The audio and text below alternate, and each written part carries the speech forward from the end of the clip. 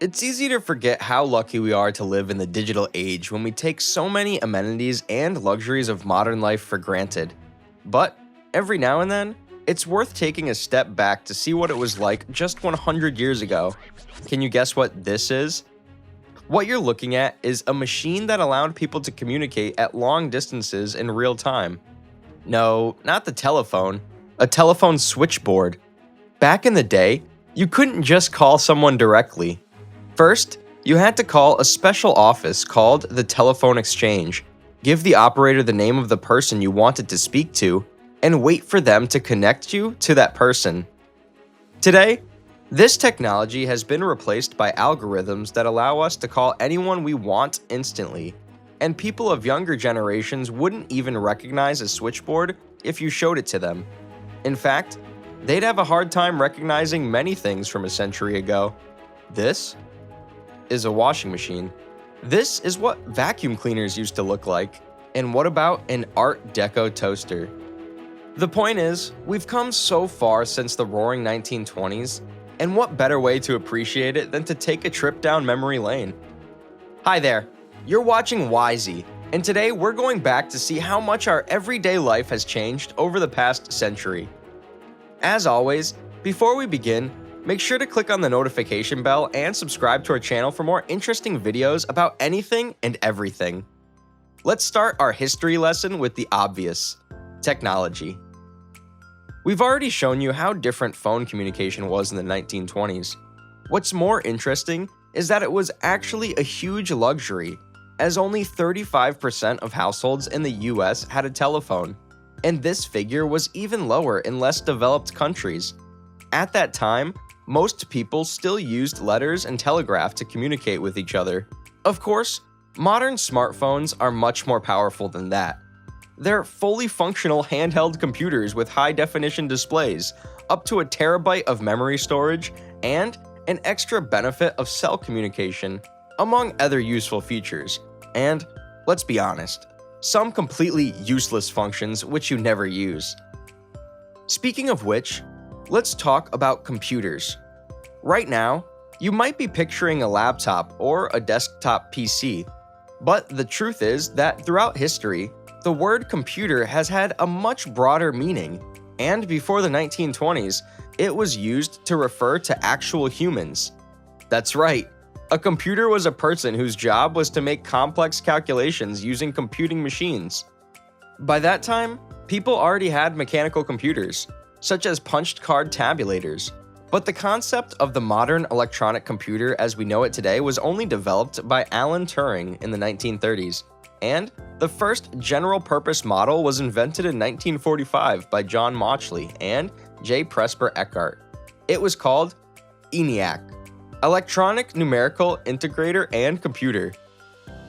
Now, time for a quiz. Can you guess what the first task assigned to the ENIAC was? A. Calculations for the design of a hydrogen bomb. B. Processing US Census data. Or C. Computing values for artillery range tables. And the answer is A. Although this machine was primarily created to calculate artillery firing tables, its first real task was to check whether the design of a hydrogen bomb was feasible. Spoiler alert, it was. But thankfully, it was never used in real life. Today, any physicist can run the same calculations on their personal computer. Meanwhile, the Fugaku supercomputer is by far the most powerful one in the world, being able to perform 442 petaflops or quadrillions of floating point operations per second. But back to the 1920s. This decade saw the rise of the automobile industry, as cars were becoming more and more ubiquitous. But unfortunately, they were also much more dangerous due to serious design flaws. In 1924 alone, there were 23,600 deaths due to car accidents, 700,000 injuries, and more than $1 billion in property damage. Even more frighteningly, 60% of automobile fatalities in the US were children under the age of 9. Luckily, in the 21st century, we have much safer vehicles. Sure, they're not perfect, but it's a far cry from their predecessors. On top of that, We have hybrid and electric cars that are better for the environment, as well as smart cars that can drive themselves and which you can navigate by voice. Another old technology we need to discuss is refrigerators. A must-have in every modern household, regardless of income. But have you ever had a really long power outage at your home that caused all the food in your fridge to spoil in less than a day? If so, you'll be able to understand the people of the 1920s. You see, refrigerators used to be an incredible luxury, costing $520, which is roughly over $7,000 today. That's why they weren't widely available until the 1930s. Instead, people used old-school methods of preserving food, like salting, smoking, pickling, drying, or canning. Just think about how much effort it took, and remember not to take the wonders of modern technology for granted. When it came to recreation and entertainment, people in the 1920s had a pretty broad choice. Just like us, they also had theater and cinema, even though until 1927, you could only watch silent movies. They spent their nights at clubs and dance halls, and in America, there were particularly interesting establishments called speakeasies, places where you could illegally buy alcohol during the Prohibition era. Now, a speakeasy is a hard-to-find bar that tries to mimic that illicit retro flair. Today, we also have streaming, IMAX, VR, video games, and tons of other technologies that make entertainment more fun and pleasurable. But 100 years ago, the main source of amusement for people was actually the radio. And even though TV was invented in 1927, it didn't really take off until the next decade. There were also huge improvements in the field of public health care. For example, penicillin was invented in 1928, and people were becoming much better informed about overall health, nutrition, and disease prevention, thanks in part to the horrific influenza pandemic from a decade prior. Of course, life expectancy was much shorter because, at that time, the kind of medicine and technology we have today weren't available yet. But you'll never guess how much shorter it actually was. 53 years for men and 54 for women. Today, most people live to the age of 78. The 20-plus year difference is pretty impressive, and it also makes you wonder, how long will people live 100 years into the future?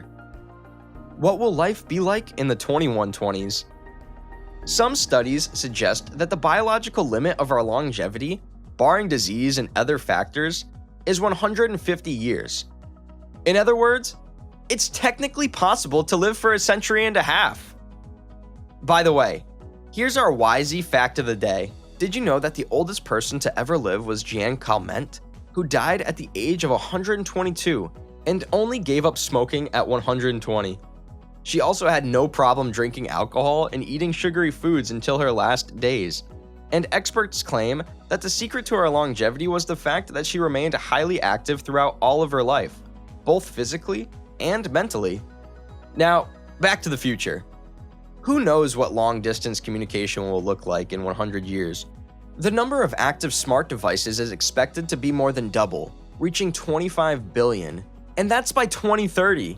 The number of active smart devices is expected to more than double, reaching 25 billion, and that's by 2030.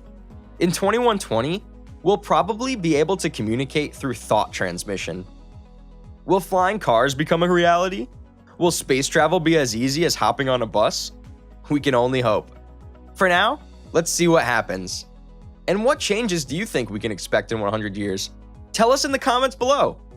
If you like this video, hit the like button and subscribe to our channel for more thought-provoking videos about anything and everything.